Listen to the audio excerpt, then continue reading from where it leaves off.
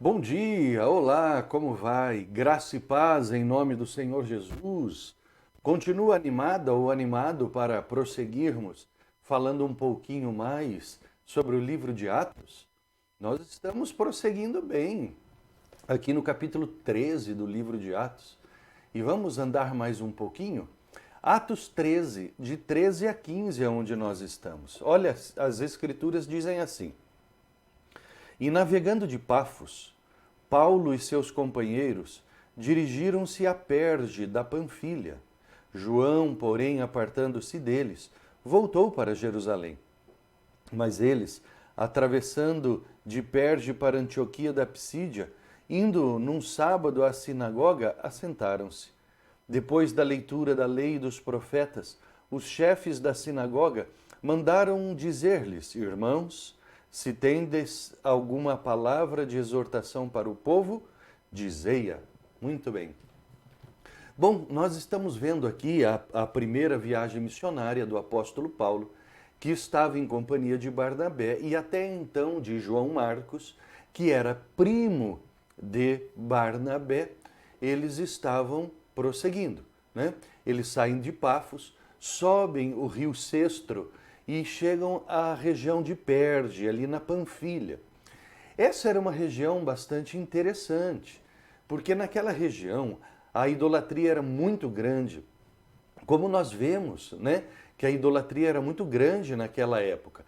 Mas naquele lugar ali na Panfilha, aonde eles estavam, havia um grande templo à deusa Diana, Artemis dos gregos. E existiam muitos devotos de Diana ali naquele local.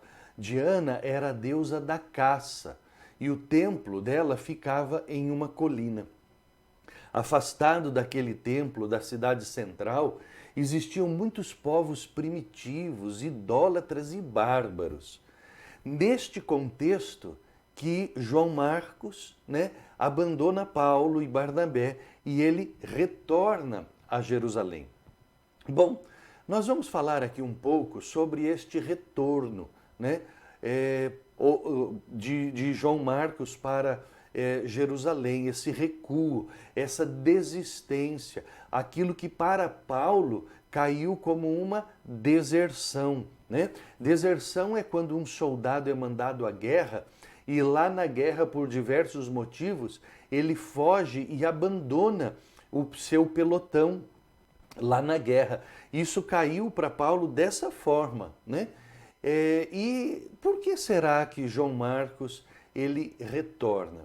A Bíblia ela não nos deixa muito claro o motivo ou os motivos que Marcos ele regressa para Jerusalém.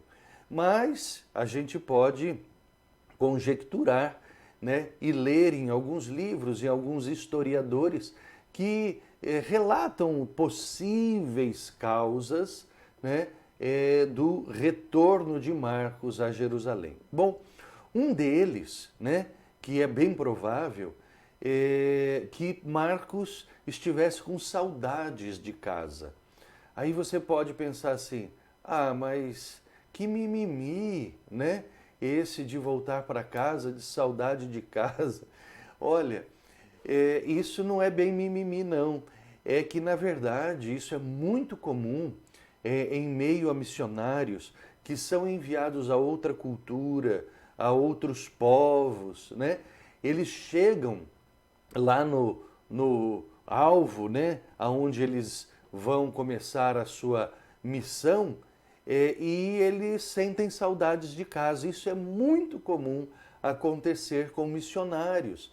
Por quê? Sabe por quê? Porque a vida de uma família cristã é uma família muito chegada, né? Nós, como família cristã, nós somos muito unidos, né?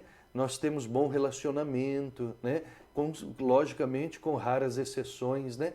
Entre famílias cristãs que não se relacionam bem, mas regra, né? A regra é que as famílias elas sejam muito unidas, né? Então haja um relacionamento muito próximo. E quando o missionário vai enviado, ele sente saudades. e acaba retornando. Isso é bem provável. Uma outra causa que é menos provável é que alguns historiadores falam, mas muitos deles dizem que é pouco provável, que Marcos tenha ficado ressentido com a pregação de Paulo e Barnabé aos gentios e que quando eles se convertem, Paulo e Barnabé não exigiam que eles cumprissem, seguissem os rituais judaicos, como, por exemplo, a circuncisão. Este é um assunto que, por muito tempo, até o Concílio de Jerusalém, que vai acontecer no capítulo 15 de Atos, esse foi um assunto que dividiu muito a igreja, muito a igreja. Foi um assunto muito complicado, inclusive o apóstolo Paulo, ele, em muitos dos seus escritos, ele precisa se defender dos ataques judaicos. Né? É verdade. Né? E ele encontra muita resistência, inclusive ele vai para Roma preso exatamente por causa desse assunto. Né? Deste assunto de que ele é acusado até de introduzir gentios dentro do templo. Né? Então, os judeus, esses judaizantes, eles causaram muitos problemas no primeiro século à igreja cristã. Mas por que é pouco provável que Marcos tenha ficado ressentido ou ofendido com isso? Porque Marcos já estava, aqui nós vamos vendo, irmãos, que já haviam muitos anos passado e que Marcos conhecia muito bem Barnabé e sabia que Barnabé, seu primo, né, ele tinha este método, né, e que Paulo assim também, né? Bom, muito bem. Agora, outros fatores que podem ser pertinentes, né, prováveis, eram um deles, as dificuldades e os perigos que esse tipo de viagem trazia aos viajantes. Eram regiões infestadas de bandidos, de bárbaros. Essas viagens, elas eram muito perigosas. Haja visto que nós vemos, por exemplo, nos evangelhos, falando do bom samaritano, né, que cuidou de uma pessoa que estava empreendendo uma viagem e caiu na mão de salteadores e de bandidos. Isso era muito comum nas viagens nessas épocas. Haviam ali pessoas que espreitavam nas estradas, nos portos, nos mares, né, piratas.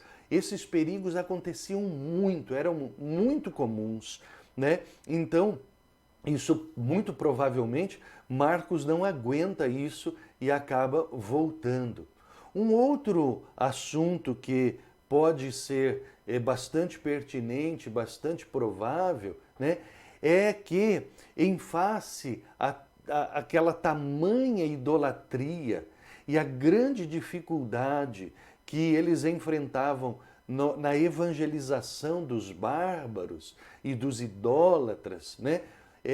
Marcos resolve voltar, porque o que, além de tudo isso que nós estamos falando de bandidos, havia uma dificuldade ainda maior de pregar o evangelho em meio a um povo altamente idólatra que estava, veja bem, estava recebendo bênçãos, benefícios por estarem associados a esse tipo de religiosidade, né?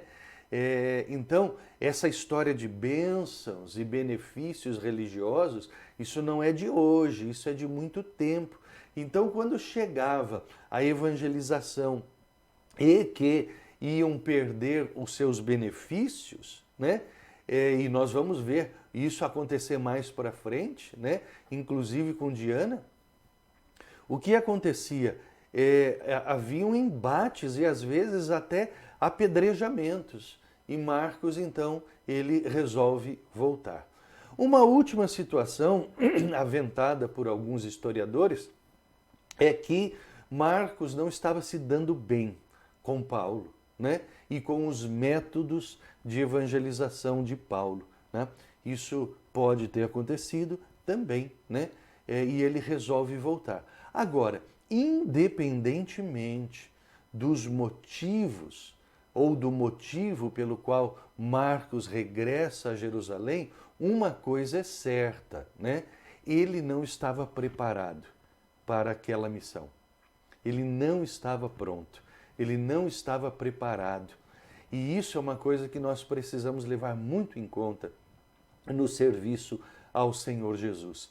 Nós precisamos estar preparados.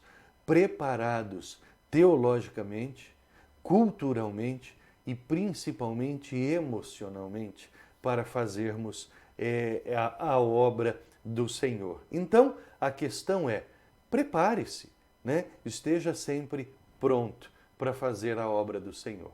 Muito bem, nós chegamos aqui ao fim deste trecho e voltamos amanhã para prosseguirmos estudando em nome do Senhor Jesus. Deus te abençoe.